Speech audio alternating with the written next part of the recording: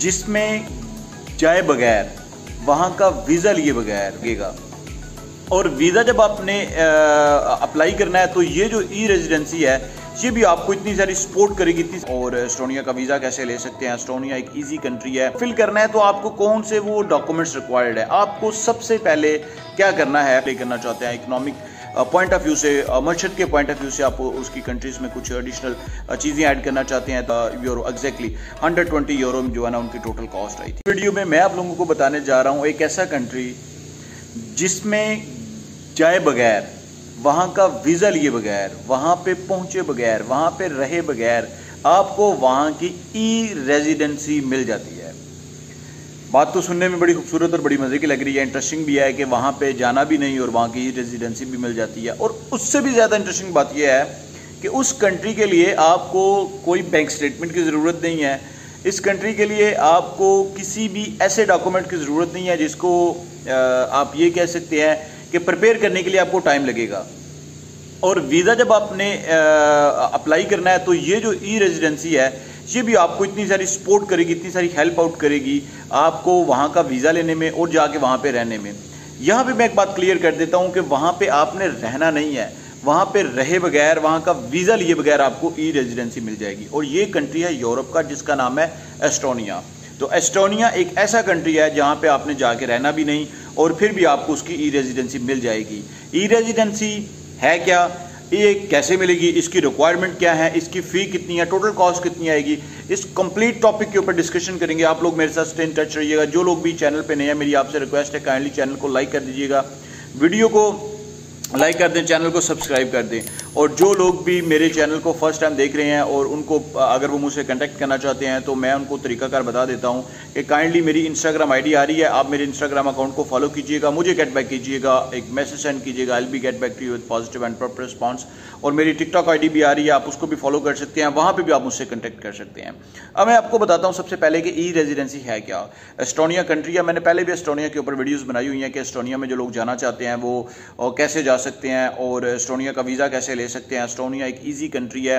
अगर इसकी इंफ्रास्ट्रक्चर की बात की जाती है या वहाँ पे स्टेबिलिटी की बात की जाती है तो यूरोप का सबसे ज़्यादा आप ये कह सकते हैं कि इजी भी कंट्री है और यूरोप का सबसे ज़्यादा इंटरेस्टिंग और मज़े का कंट्री है पैसे कमाने के पॉइंट ऑफ व्यू से। वहाँ पे आपको बहुत सारी अर्निंग आप कर सकते हैं और इजी वे में आप अर्निंग कर सकते हैं rather than the other prospective other countries के पॉइंट ऑफ व्यू से अगर हम बात करते हैं तो। और वहाँ पे जो लिविंग कॉस्ट है वो भी थोड़ी सी चीपेस्ट है एस्टोनिया में। अब हम बात करते हैं कि एस्टोनिया की ई रेजिडेंसी है क्या। ई रेजिडेंसी का मतलब है कि वहाँ पर आपने नहीं जाना, आपने ऑनलाइन रेजिडेंसी अप्लाई करनी है और आपको आपकी रेजिडेंसी मिल जाती है जो 5 ईयर्स के लिए वैलिड होती है, जिसमें रेजिडेंट कार्ड आपको मिलता है और 5 ईयर्स के लिए ये वैलिड होती है।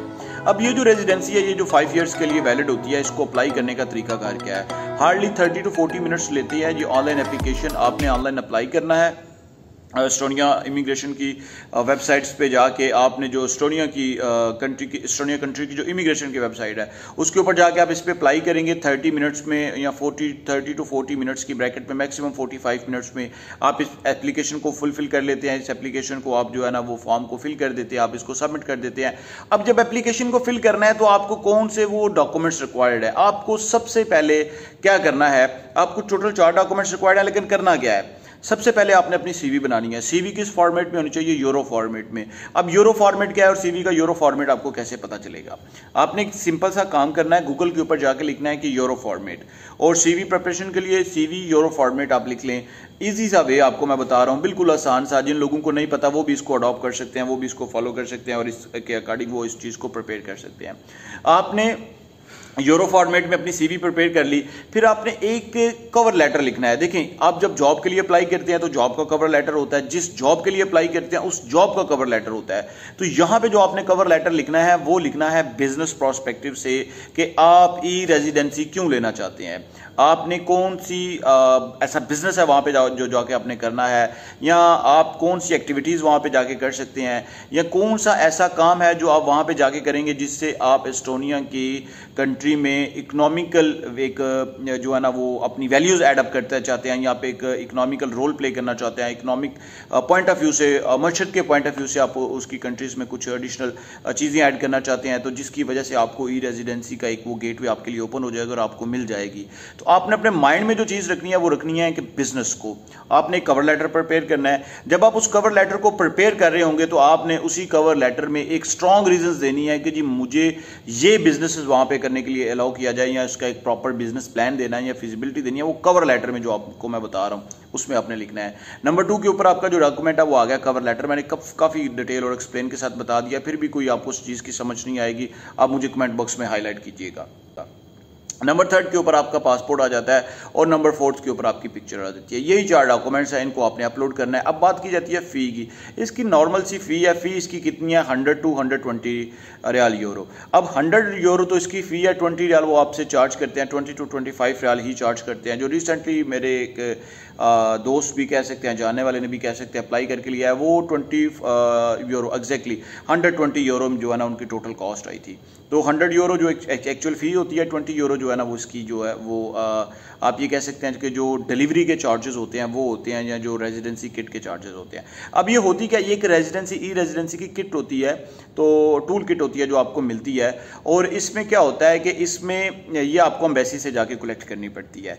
अब जो लोग इंडिया से अप्लाई करेंगे उनको तो इंडिया से मिल सकती है, क्योंकि एस्टोनिया की जो एम्बेसी है वो इंडिया में अवेलेबल है, लेकिन पाकिस्तान में जो लोग अप्लाई करेंगे अनफॉर्चुनेटली एस्टोनिया की एम्बेसी पाकिस्तान में नहीं है, तो वो टूल किट के लिए जो ई रेजिडेंसी का कार्ड है उसको रिसीव करने के लिए वो जो लोकेशन दे सकते हैं वो अबू धाबी की दे सकते हैं।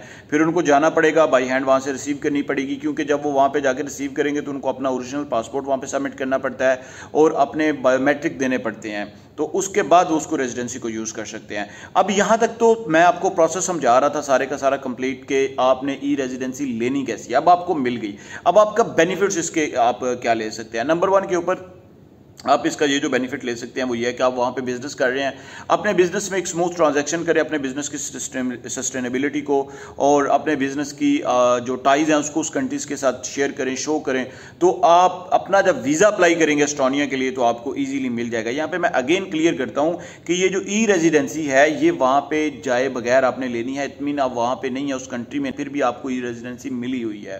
तो ये एक पॉइंट है, 5 ईयर्स के लिए होती है, 5 ईयर्स के बाद वो दोबारा रिन्यू भी हो जाती है। तो ये आपको पॉइंट आपने अपने माइंड में रखना है। ये वो वाली रेजिडेंसी नहीं है जो उस कंट्री में जाके आप रेजिडेंट हैं वहां पे रह रहे हैं, ये बिल्कुल भी नहीं। तो आपने जब इसको पीआर में कन्वर्ट करना है, जिसको हम कह देते हैं परमानेंट रेजिडेंसी, तो उसके लिए आपको वीजा लेना पड़ेगा और उसके लिए आपको ये जो ई रेजिडेंसी है ये आपको काफी सारी सपोर्ट करेगी, हेल्प करेगी। जब आप उस कंट्रीज में प्रॉपर टैक्स पे हैं, आप उस कंट्री के जो है ना वो अपने अकाउंट्स को रन कर रहे हैं और उस कंट्रीज के साथ आप अपनी टाइज को शो करेंगे या शेयर करेंगे। तो ये एक एस्टोनिया की ई रेजिडेंसी की आपको मैंने इन्फॉर्मेशन दी है। काफ़ी सारे लोगों को इस चीज़ का आइडिया भी नहीं होगा। ये भी एक वीडियो बनाने का पर्पज़ और इस तरह से था कि रिसेंटली मेरे जो एक दोस्त हैं उन्होंने इस प्रोसेस को किया, तो मैंने कहा ये इन्फॉर्मेशन आप लोगों के साथ शेयर करता हूँ। कोई किसी किस्म की चीज़ आपको समझना ही हो, कुछ पूछना चाहते हो, आप मुझसे कांटेक्ट कर सकते हैं इंस्टाग्राम के थ्रू, ट्विटर के थ्रू, या फिर इंस्टाग्राम और सॉरी टिकटॉक के थ्रू। और अगर आपको कुछ कमेंट बॉक्स में हाईलाइट करना चाहते हैं आप कमेंट बॉक्स में भी हाईलाइट कीजिएगा। I will be get back to you with positive and proper response. मिलते हैं सर एक नए इंटरेस्टिंग ब्लॉग में, तब तक के लिए स्टे ब्लेस्ड, अपना ख्याल रखिएगा और चैनल को जरूर सब्सक्राइब कर दीजिएगा। Thank you so much.